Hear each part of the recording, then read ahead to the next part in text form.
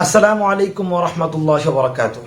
মুহতারাম দোস্ত আজিজও, কেমন আছেন সবাই? প্রথমেই একেবারে অন্তরের অন্তঃস্থল থেকে শুকরিয়া ও ধন্যবাদ জানাচ্ছি চরমনাই পীর সাহেবের দল ইসলামী আন্দোলন বাংলাদেশকে, বিশেষ করে ইসলামী ছাত্র আন্দোলনকে, যারা একেবারে সক্রিয়তার সাথে চলমান এই কোটা বিরোধী আন্দোলন, বৈষম্য বিরোধী আন্দোলন এবং সর্বোপরি জনতার আন্দোলনকে সর্বতোভাবে সমর্থন জানিয়েছেন। বাংলাদেশের ইসলামী দলগুলোর মধ্যে এই একটা দলকেই দেখলাম যারা একেবারে সক্রিয়তার সাথে এই আন্দোলনের সাথে সংহতি জানিয়েছে, একাত্মতা পোষণ করেছে এবং বাস্তবেও রাজপথে নেমে তারা এর পক্ষে স্লোগান তুলেছে। কিন্তু কথা হলো, বাকি ইসলামী দলগুলো কই?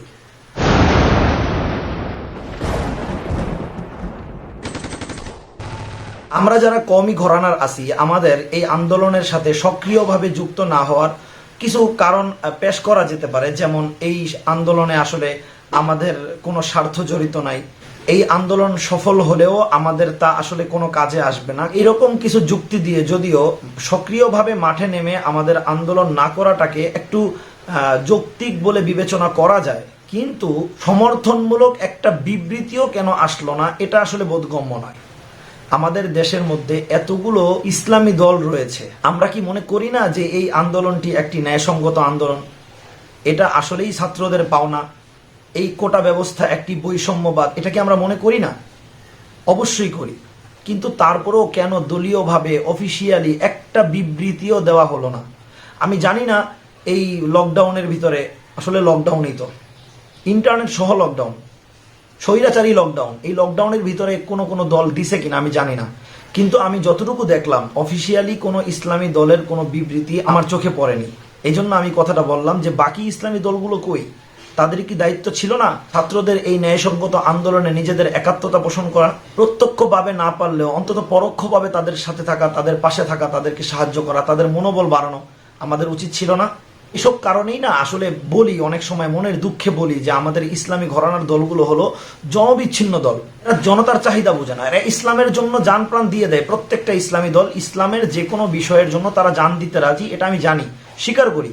কিন্তু যেহেতু রাজনীতিটা জনসম্পৃক্ত একটা জিনিস, সুতরাং জনতার কোনটা ভালো হচ্ছে, কোনটা মন্দ হচ্ছে, কোনটা তাদের পাওনা, কোনটা তাদের ন্যায়সঙ্গত দাবি, সেই দাবিগুলোর সাথে একাত্ম হওয়া কি আমাদের কর্তব্য নয়?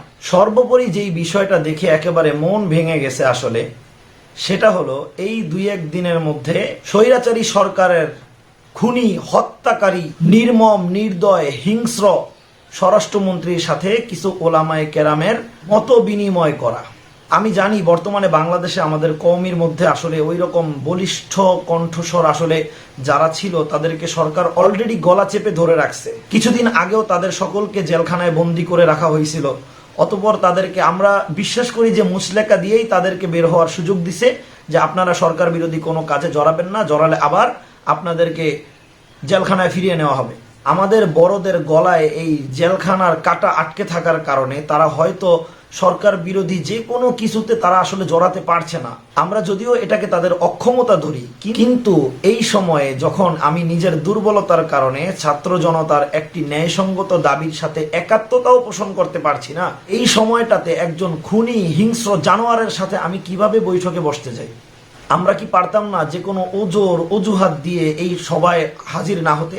জানি না আজকের এই কাজগুলো ইতিহাসের পাতায় আসলে কোন কালি দিয়ে লেখা থাকবে, স্বর্ণের কালি দিয়ে নাকি কলঙ্কের কালি দিয়ে, সেটা আমি জানি না ইতিহাসের পাতায় এই স্বর্ণাক্ষরে লেখা ছাত্র আন্দোলনের মধ্যে আলেমদের ভূমিকা নিয়ে কি লেখা থাকবে আমি জানি না।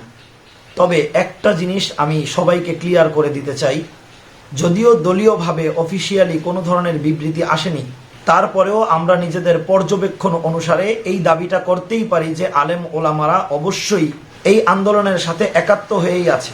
দলীয় পর্যায়ে না হলেও ব্যক্তিগত পর্যায়ে প্রায় প্রত্যেকের মনের মধ্যে এই বিশ্বাসটা আছে এবং তারা ব্যক্তিগত পরিমণ্ডলে সেটা প্রকাশও করেছেন যে তারা এই আন্দোলনকে সমর্থন করেন, যদিও সেটা প্রকাশ করতে পারছেন না।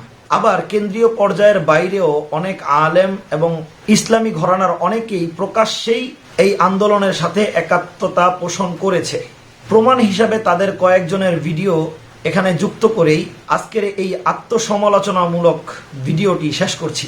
বিপ্লব মানে জীবন দেয়া বসে থাকা নয়, সে কোনো দিন আসবে না রে, করো যদি ভয়।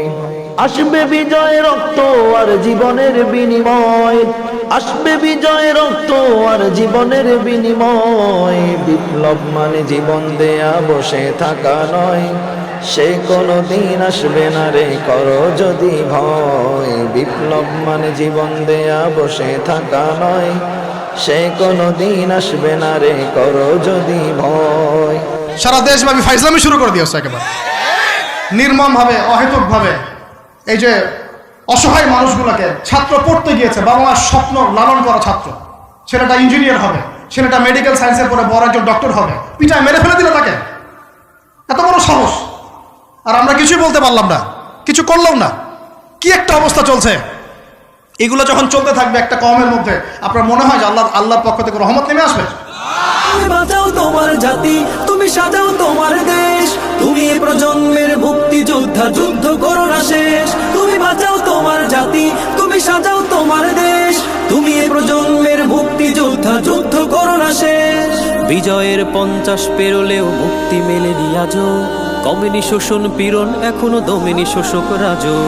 হে তরুণ তুমি ঘুমিও না, শেষ হয়নি তোমার কাজও। হে তরুণ তুমি ঘুমিও না, শেষ হয়নি তোমার কাজও। তুমি নতুন দিনের মুক্তি সেনানী, যুদ্ধের সাজে সাজো। যারা বিরোধিতা করতেছে শতভাগ তারা মুক্তিযোদ্ধা বিরোধী, মুক্তিযোদ্ধার চেতনার বিরোধী, দেশের স্বাধীনতার বিরোধী। তাহলে তারা কেন বিরোধিতা করতেছে? তার মানে প্রকারান্তরে এই 56% এই কোঠা, এই অমানবিক অনৈতিক কোঠা দিয়ে আমরা মুক্তিযোদ্ধার চেতনাকে আমরা নিজেরাই প্রশ্নবিদ্ধ করতেছি।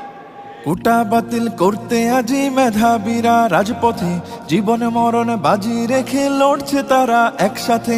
কোটা বাতিল করতে আজি মেধাবীরা রাজপথে, জীবন মরণ বাজি রেখে লড়ছে তারা একসাথে। 71-এর স্বাধীন দেশে কোটা নীতি থাকবে না, দুর্নীতি আর স্বজন প্রীতি লাল সবুজে চলবে না। জাগো জাগো সবাই জাগো, আর থেকো না নিদ্রাতে। কোটা প্রথা নিপাত যাক, ছাত্র জনতার এই ন্যায়সঙ্গত দাবি অবিলম্বেই বাস্তবায়িত হোক, এবং আজ পর্যন্ত যতগুলো প্রাণ ঝরে পড়েছে তাদের মধ্যে যারা মুসলিম আছে আল্লাহ তাআলা তাদেরকে শহীদ হিসাবে কবুল করুক, যারা আহত হয়েছে আল্লাহ তাআলা তাদেরকে দ্রুত সুস্থতা দান করুক, যেই বাবা মায়ের বুক খালি হয়েছে আল্লাহ তাআলা তাদেরকে এর চেয়ে কল্যাণকর কোনো কিছুর মাধ্যমে উত্তম প্রতিদান দান করুক। সর্বোপরি যে সকল হিংস্র হায়নারা এই গণহত্যা চালিয়েছে আল্লাহ তাআলা তাদের প্রত্যেকের ঘরের মধ্যে এরকম গণহত্যা চালায় দিক। আইন শৃঙ্খলা রক্ষাকারী বাহিনীর যে সকল কুলাঙ্গারেরা এই নিরপরাধ ছাত্রদের বুকে গুলি চালিয়েছে আল্লাহ তাআলা তাদের প্রত্যেকের বুক খালি করে দিক। আল্লাহ তাআলা তাদের প্রত্যেকের পরিবারের উপর এই একই বিপদ চাপায়া দিক। আমিন। আসসালামু আলাইকুম ওয়া রাহমাতুল্লাহি ওয়া বারাকাতুহু।